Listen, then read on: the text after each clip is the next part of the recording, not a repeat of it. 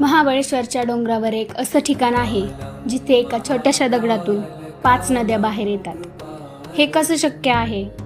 हे आहे पंचगंगा मंदिर, जिथे एका गोमुखातून सतत पाणी वाहतं. पुराणांनुसार इथे ऋषीमुनी कठोर तपस्या करायचे. त्यांच्या भक्तीनेच प्रसन्न होऊन भगवान शिव प्रकट झाले. ऋषींनी एकच मागणी केली, या पवित्र भूमीवर कायम पाणी वाहत राहू दे. तेव्हा भगवान शिवांनी 5 पवित्र नद्या निर्माण केल्या: कृष्णा, कोयना, वेण्णा, सावित्री आणि गायत्री. आणि आश्चर्य म्हणजे या 5ही नद्या एका गोमुखातून वाहू लागल्या. प्रश्न असा आहे, कडक उन्हाळ्यातही हे पाणी येतं कुठून? यामागे आहे एक निसर्गाचं अद्भुत विज्ञान.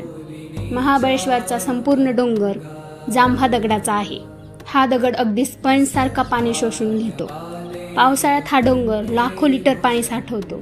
हे पाणी जमिनीत मुरतं आणि आतल्या फटींमधून सतत वाहत राहतं.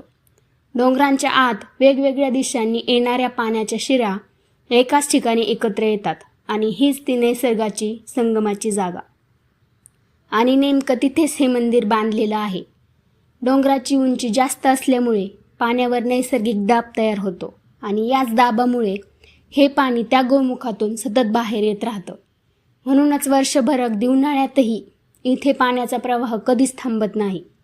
प्राचीन लोकांनी पाणी निर्माण केलं नाही, पण त्यांनी निसर्ग ओळखला, योग्य जागा निवडली आणि तिथे हे अद्भुत मंदिर उभारलं. स्कंद पुराणामध्येही या पवित्र नद्यांचा उल्लेख आहे. आणि महाबळेश्वरला पडणाऱ्या मुसळधार पावसामुळे इथे पाण्याचा साठाही कायम राहतो. ही जादू नाही, तर निसर्ग आणि प्राचीन अभियांत्रिकेचा परिपूर्ण संगम आहे. तुम्हाला काय वाटतं? ही श्रद्धा आहे की विज्ञानाचा चमत्कार? तुमचं मत कमेंटमध्ये नक्की सांगा. धन्यवाद.